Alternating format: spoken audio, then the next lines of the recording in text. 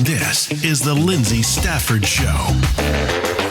Welcome back to the Lyndsay Stafford Show. I'm your host, Lyndsay Stafford, and this podcast is powered by Stafford Solutions, your partner in business growth through operations and branding, where we focus on effectiveness, efficiency, and profitability. And we are cheering for the little guys.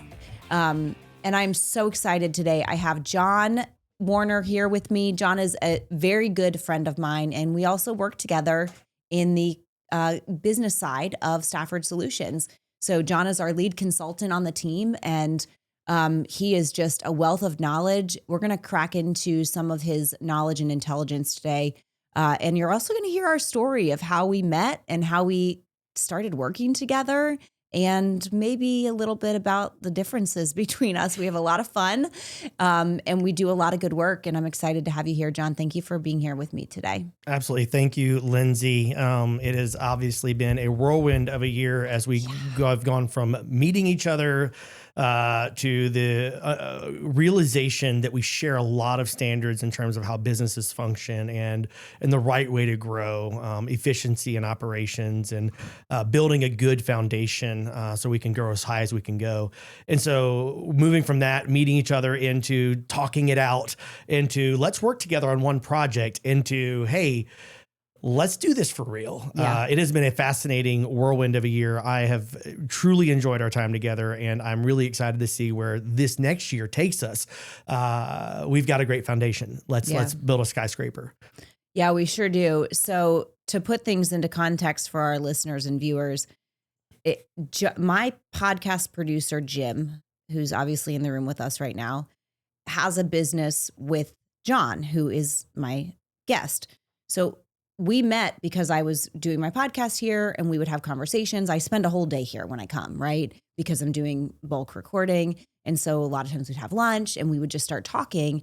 And Jim also kept saying, you really need to get to know John because I think you guys will really gel. And the more that I listened to John and got to know his experience, values, belief system, and capabilities, the more I realized, oh, Jim was right, and we should work together. And we really had to figure out how that was going to look. And we've done a great job, I think, developing a really good working partnership over the last year. And we are able to move mountains for businesses together. And it's really incredible. When I started doing this work in Stafford Solutions, which kind of just evolved organically, right? It was word of mouth, people referring us, and just, businesses needing the help and us being the right people to do what they needed from operations and branding. I didn't expect to have another person by my side for it, but I can very confidently say, and I was saying this to Dave, my husband, the other day, like, I don't want to be in our meetings with other business owners without you there, because we are so much better together. And in fact, right, the other day I asked you to talk to a friend who just needed some guidance, and I knew they needed guidance, but it wasn't in my area of expertise, but it was in yours. I could have figured it out with them, but it would have taken me a lot longer. And I just was so grateful that you're a part of this, because you were able to help them in a 2-hour conversation make some tremendous inroads in their business. And that means a lot to me. Part of what you and I align on so much is we're here to help people. Right. We truly care so much about the businesses that we work with and the people behind the businesses. And so I think that's kind of the center of what we do, Christ-focused and wanting to help people and small businesses. And I'm so grateful to have you doing it with me. So I'll say this, about my passion.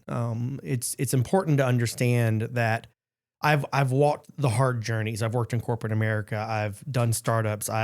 My dad was a serial entrepreneur. He was starting a new business every couple of years, doing something different, but never truly successful. And so we were raised in a world where the hard work of entrepreneurship was front and center every day of my life. And so I would see my dad wake up in the morning on certain days, and he would just be overwhelmed with frustration about a client that had not followed through on a commitment, or he couldn't provide the services because he was waiting on a vendor to get them the products.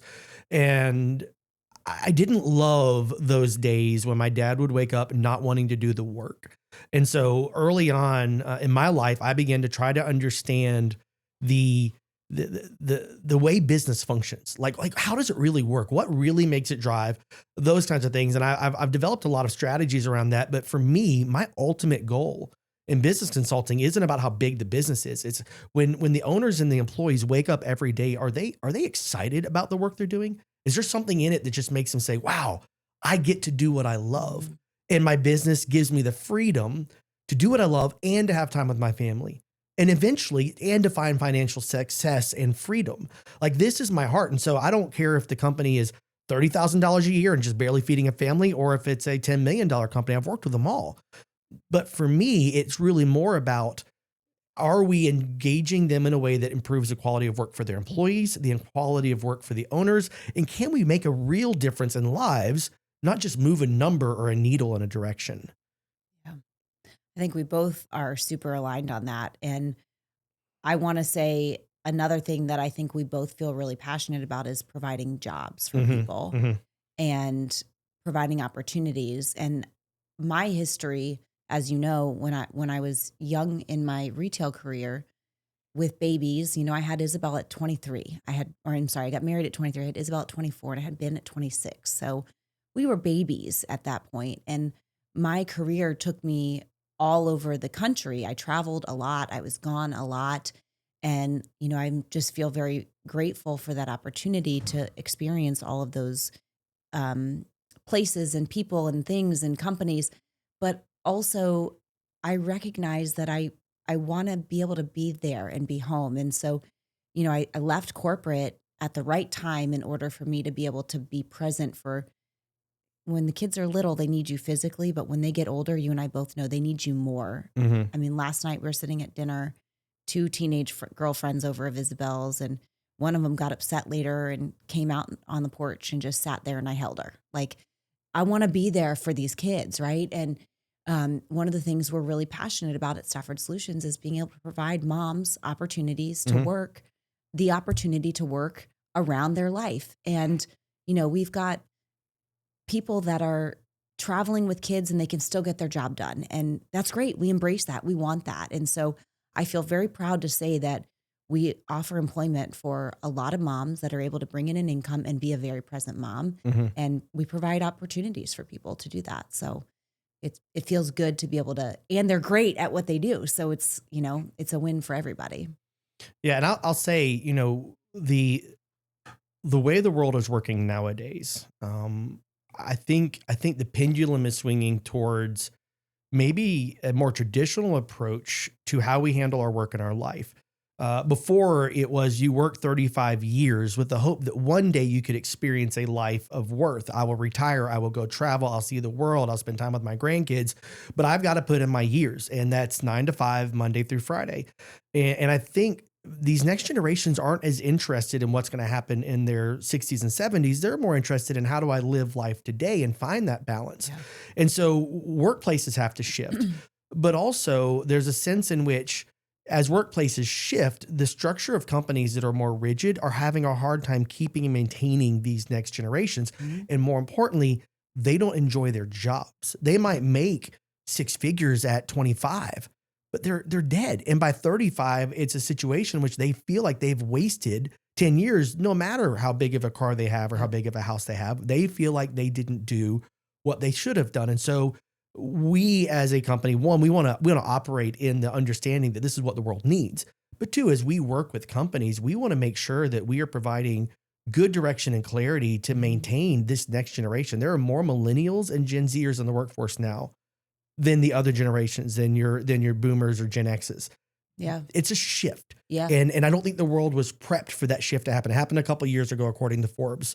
And now because of that, we want to be part of the solution for companies that are having a hard time creating the great workspace for the generations that care more about their life today than the hypothetical mid 60s and 70s. Yeah. And I think you nailed it. And that's, I think back to like when I was working in corporate in my 20s, and I always felt like, why is somebody gone all day? Like you're away from your people all day to go, you spend more time with your work colleagues than you do your family. And that just doesn't make sense. It doesn't add up to me. Now, we spend a lot of time together with our work team. But, I was thinking about it this morning. Dave and I made breakfast and sat and had half-hour breakfast together and just, enjoyed our time together. And I'm going to go home after this and we're going to volunteer at the basketball girls game. And then we're going to go watch our son play ball. And there's just this peace. And that's one of the things I'm so grateful for when I do my gratitude prayers. It's like just this peacefulness, because it's not this super high stress anxiety of like everyone running around trying to get out the door. And our goal is to provide our team members with that environment. And I think, to your point, educate the businesses we work with on how do they, we recently shared some videos on culture and how do you create a culture where people want to show up and they want to do good work. And I think we've had the blessing to work with some incredible companies that align with us on those values. Yeah, no, I think the other thing so what Stafford Solutions does, and this really plays into where we're going in this conversation, we're not your typical business consultants. We feel that, having run businesses and the work I've been through and watching my dad growing up, your traditional kind of business consultant really is out of touch. It's out of center. It doesn't work well. And here's why. So a business consultant will typically come in and they'll sit with your business. They'll sit with your people. They'll run analyses on your numbers, and they'll look at your P&L statements, and they'll come to you as a business owner. They'll say, hey, look, I have found this and I have found that, and we're going to do this and we're going to do that. Go ahead and take care of those things for me. And then I'll come back in 6 weeks and take a look at how it's done. What they're not in contact with is the fact that business owner probably is at their limit of capacity. They can't add the 7 different things that the consultant came to say, hey, you need to go do these things. And 6 weeks later, you come look at the numbers and the shift is minor. They might have done one of those things. And if they haven't done all of them, the shift isn't going to be as substantial, and they get frustrated and the consultant gets frustrated. And it's just not a great relationship. What Stafford Solutions does differently than the rest of the industry, we call ourselves your partners, not your consultants. And the reason is we believe that these stay-at-home moms have great talents, that these employees who have work-life balances that work with us have great talents. They can be world-class at something. And so we find those world-class people, if it's photography, if it's analytics, if it's content creation, if it's marketing strategies, and they're really, really good at that. But they don't have 100 hours a week to give us, nor do we have that much volume that we can employ someone 100 hours a week on content creation alone. And so as a result, what we've done is we said, hey, let's pair these people's great talents with this business owner's needs. The business owner agrees that we're going to do the work, and then we have our team go create those SOPs and those KPIs and the marketing strategies. And we bring them back to the business owner like, hey, we're your partner. Here's the things we've done. Give us your thumbs up. Yeah, great. And the numbers move a whole lot faster. And what the owner feels is not more weight because they have to do the work. They feel more freedom because the work is done. And now they're getting to watch their life improve, their employees' lives improve, the strategies be more successful, the revenue increase. And so I'm more than happy to be a part of a consulting firm that just does it different. We so do it different. We have so many testimonies of business owners that we've worked with that say, you guys are a part of our family. You're a part of our team. Like, Stafford Solutions is part of us now. And I think it's scary for a business owner to step outside of their employees to get support, right? And I think everyone sort of has this, what's going to look like? What's it going to be like? And we're so different because, we have a video testimony of a client saying, I don't think we've ever asked them to do something that they haven't been willing to do and taken care of for us. Right. And I think that taking that leap of faith to say, I'm going to go get a partner, external partner, but it's not just one partner, right? It's this team of highly skilled people that are really excellent at what they do, all on your team now. Right. You just hired a team of 14 people is what we have at Stafford Solutions now. You just hired a team of world-class people, of 14 of them, and all you have to do is talk to like the one spot, right? Has them all. And so let's talk a little bit about our process. Okay. You want to? Like, how do we do that? Because we are not a company that wants to work. We're not worried about quantity. for us, it's about quality of partnership and we want to be invested and work with our partners forever, long term, whatever that looks like. Sometimes we come in and we do a little work, and then in some cases the project gets even bigger, and then it might go down depending on what the scope of the work is and what the company needs. But we meet our partners where they are, and we evolve and grow with them, right? So like we offer, you know, the packages that we offer are mostly hourly. So this is for 40 hours of Stafford Solutions team a month. This is for 20 hours. This is for 80, whatever the client needs based on their needs of the business. But we're flexible, and we do a great job of leaning in more when they need us to, and then being able to step out to more of a strategic partnership when they don't need us. But what's great, and we were saying this to somebody last week, like what's really great is we know your business. So when, you know, things blow up and all of a sudden you got to hire 4 people and get them trained and update SOPs, you don't have to go, well, shoot, I got to work 80 hours this week to get that done. You go, oh, well, let me get my team, my backup team. Right. Let's call Stafford Solutions and tell them we need some hours, and they're going to help us with those things. And they already know how we operate. And so there's this really unique, special long-term partnership. And because of the way we have structured our business, we're able to ebb and flow with businesses and how they need, because we have these team members that are flexible with, you know, what they're doing. And so, I want to give you a chance to talk about it. I think one thing I think that's pretty cool that we can show about our team is like, we got a call from a dear friend, business owner I've worked with in the past, the week of Christmas. And our office was closed for 2 weeks. And they said, I need your help. And so I made a couple calls to our team members, said, hey, you want to pick up some hours this week? And they said, sure. And they jumped in, and we were able to help this person in a last minute pinch because of the relationship, but also because our team is just, they want to do the right thing and they want to help. And so I think there's so many things that make us different, but the heart and the servant attitude is definitely deep within that. But I've talked a lot, so now it's your turn. The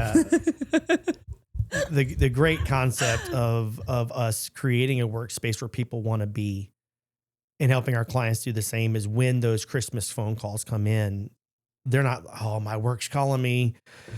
I'm so frustrated. They're like, hey, we believe in what we're doing. We love the fact that we have the freedom to travel to Arizona for our kids' gymnastics meets or go to Disney World this week and not feel like we're somehow messing our momhood up or our work life up. And so they love what we do and they want to be a part of us.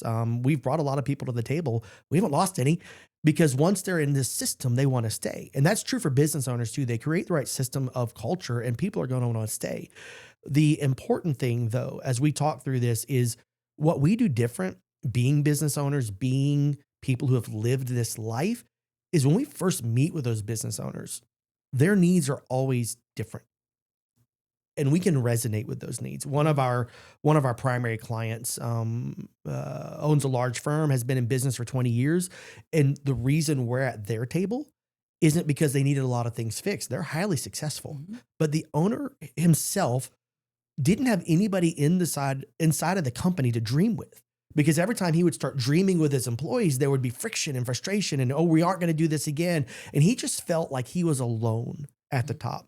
And so we come in and he's told us, even in the testimonial videos that he's presented for us, it has been, man, what I love about Stafford Solutions is I can sit at a table with 3 very intelligent business people, and we can all sit down and we can work together and we can actually create great dreams. And then I have a plan to tell the team about. Like, I just need a room with people to bounce ideas off of. And that is our reason to be at his table.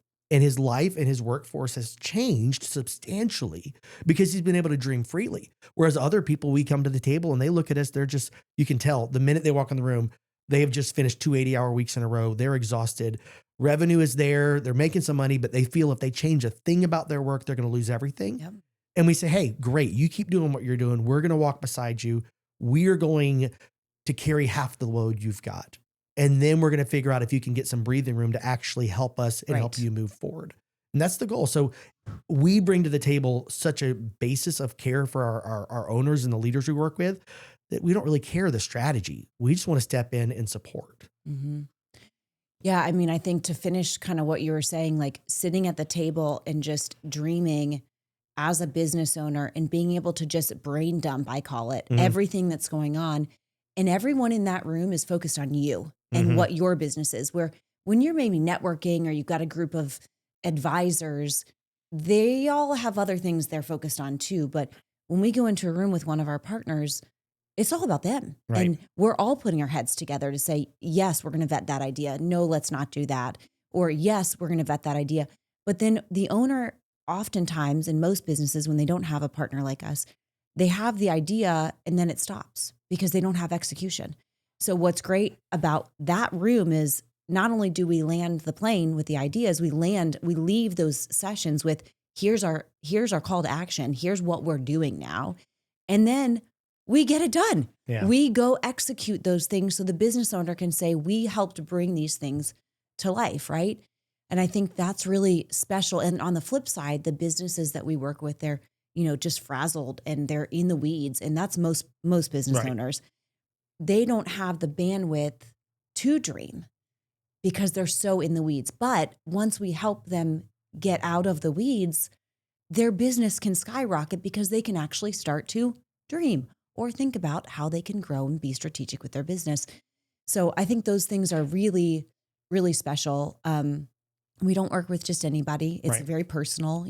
It's a very personalized environment. So, we do a discovery call. If somebody wants to meet with us, we kind of find out what's happening with their business. And then you and I meet with them in person.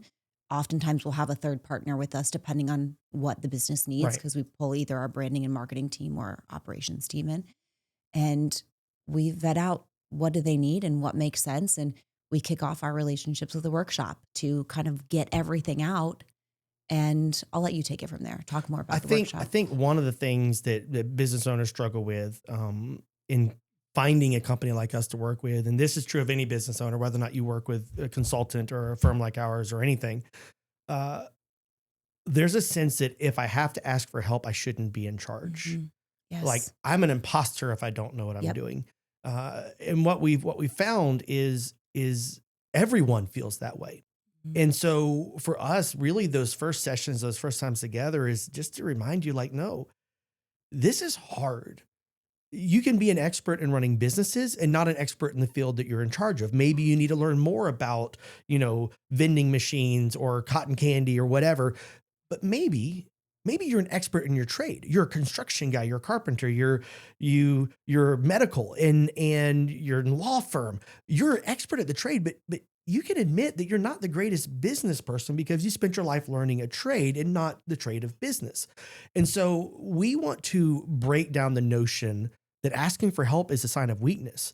We would much rather you say, hey, look, I know what I'm great at.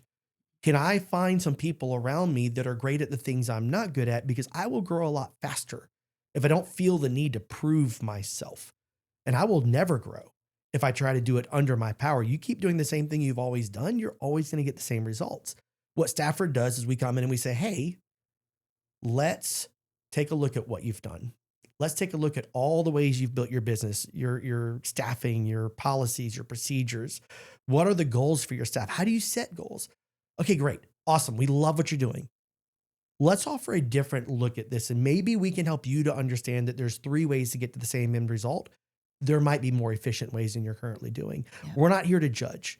We are not here to make fun of the imposter syndrome feeling that you have. We're here to say, we want to be part of your solution. What happens, which is fascinating to me, the number of our clients who either in that first session or within the first few sessions end up crying, not because they're sad, but because they finally feel free to let some of these emotions out that they have been bottling for years. We just let them do it. We care so deeply that, look, I know part of the process of healing starts with dealing with the hurts and the pains you've been through. Any psychological or psychology major, doctor, those kind of things will tell you, look, the first thing you got to do is you got to deal with the issue. The issue hurts. We have to figure out where the healing comes from. And so, look, this is how deeply we care for our customers, that they feel open enough with us to let those emotions show. And that's who we are. Yeah. We don't want to partner with somebody who's not willing to be real and be in front of us. Yeah. Well, and we've never done a workshop for someone who then hasn't become a partner with us. That's true. So, we know how effective we are at what we do. And it's really awesome. Okay. Now let's have some fun because we're going to run out of time. What was the hardest obstacle for us to get over working together?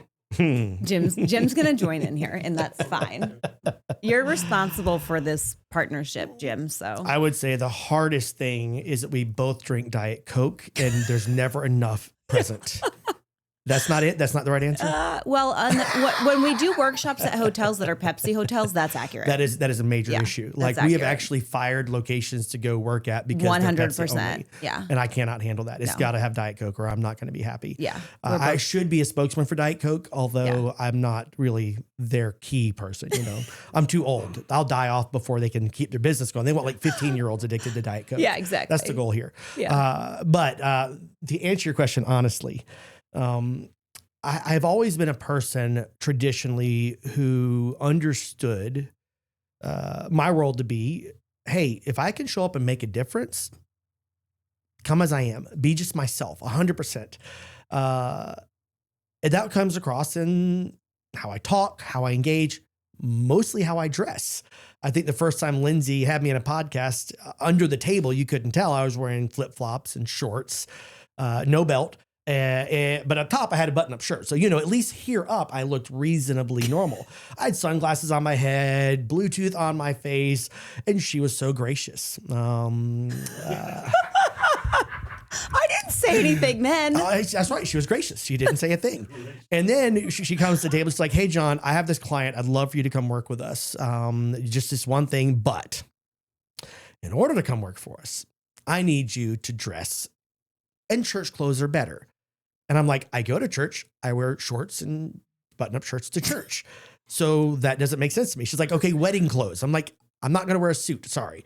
And we've never really, for the first season, we'll say that, seen eye to eye on how you should present yourself in your attire and look. Lyndsay is always so beautiful and so professionally dressed. Thanks, I didn't want to compete. And so I was like, who cares? Mm-hmm.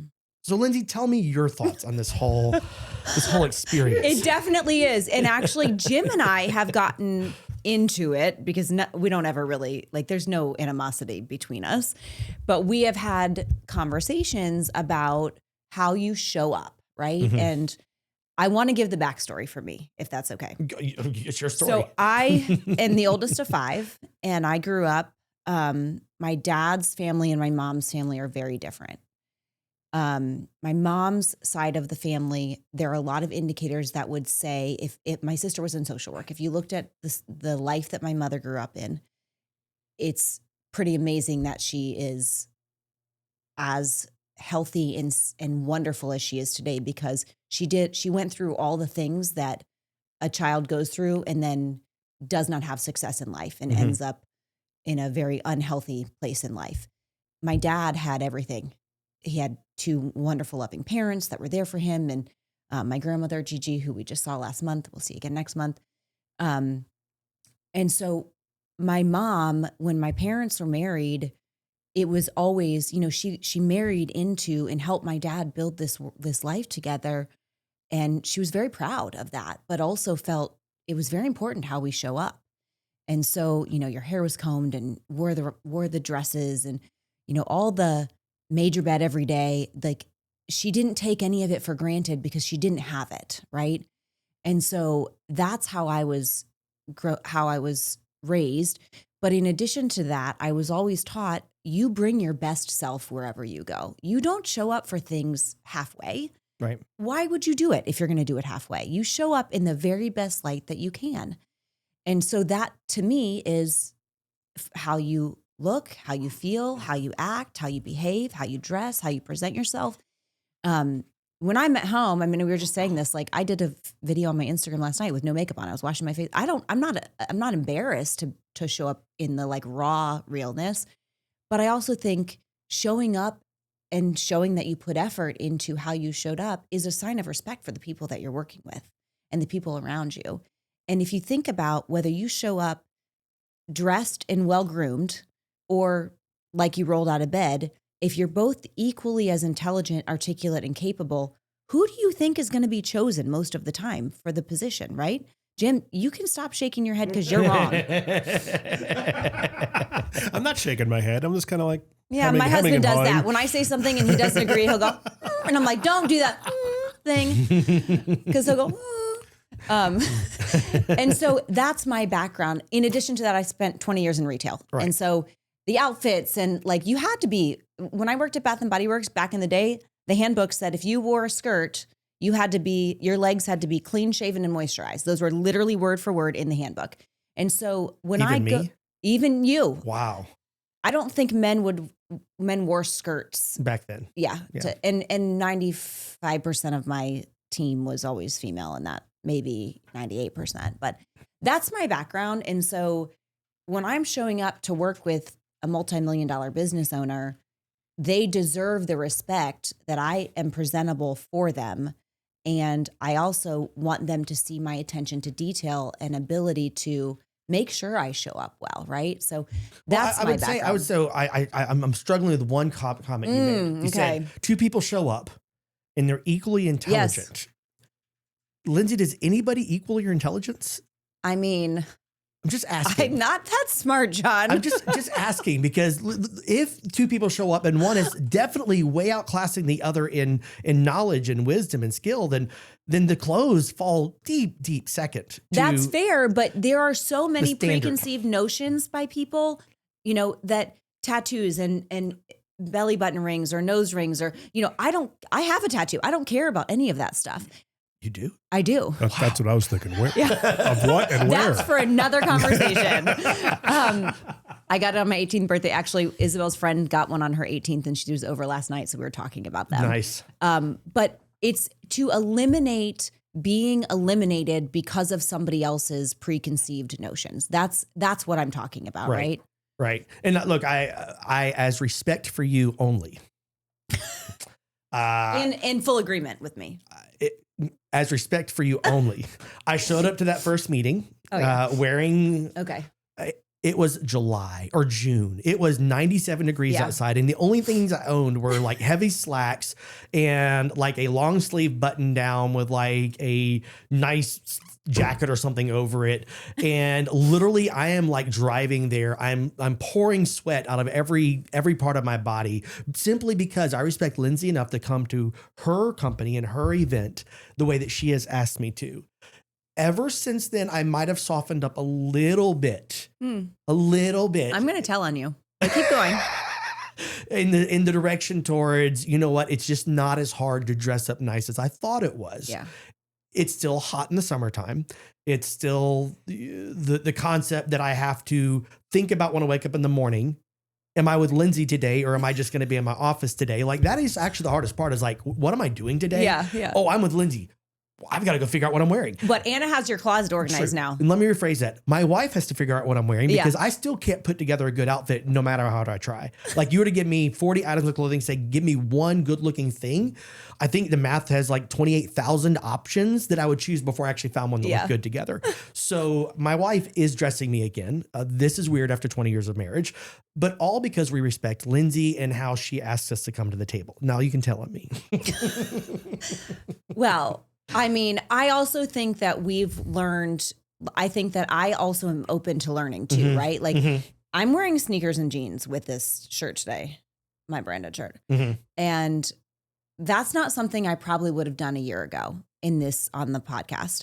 And so I think it's really important, really intelligent people are willing to be influenced, and they don't think they know everything. And it's okay to say, you know what, I changed my mind on that. I actually moved to this side of the camp. But I think we've helped each other. I've softened a little and you've polished a little. And now I'm going to tell you. So we had a photo shoot 2 weeks ago. Jim's photos look great too. He's our preferred partner for all video and audio stuff. So he is kind of an extension. Podcasting, video, all that fun stuff. All of it. He's like an extension of our team, and he crushes it every time. We were just looking at video testimony he did a couple weeks ago, and they were awesome. Thank you. It's like a documentary. We should make it into one. Anyways, we got the photos back. I needed to pick yesterday the photos. I called John and was like, hey, you didn't tell me which photos you want. Like, which headshots do you want? And so you and Anna were together. So I was on my treadmill walking and picking photos and talking to John and his wife. And he said, I have to tell you something. I really have never liked wearing a sport coat. but I see these photos and I realize how good they look. And I was like, yes. Did you think I looked good? They looked great. Did he say that I looked good? Because I was wearing a sport coat. You did look great. Thank you.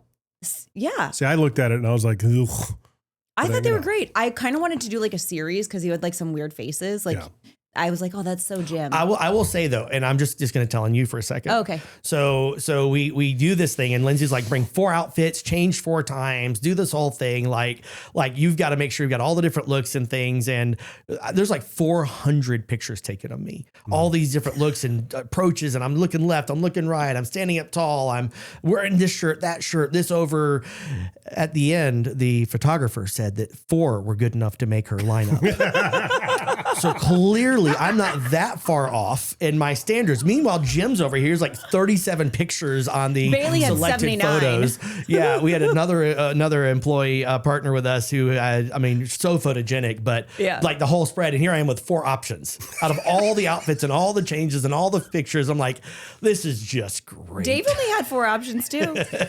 It's fair. That's fair. I mean, I clearly am not the most photogenic person, but if we found even a couple that Lyndsay accepts, I'm happy. Stop. I think there are a lot that turned out really, really nice. And I think this is, I know you got to go. We got somebody else. I got another guest and you got to get to a meeting. But, I think this is a perfect example of how we complement and support each other and are open to being influenced and not afraid to recognize when somebody else is more knowledgeable or has a better opinion on a situation, because we've done it. It goes both ways, right? We're just simply talking about something, how you show up. And so I'm interested in the comments for our listeners. Yeah. What do you guys think about how you show up? Absolutely. Does it matter? Does what you look like matter? I feel like when you show up, like you put an effort in, it makes a big difference in how you come across.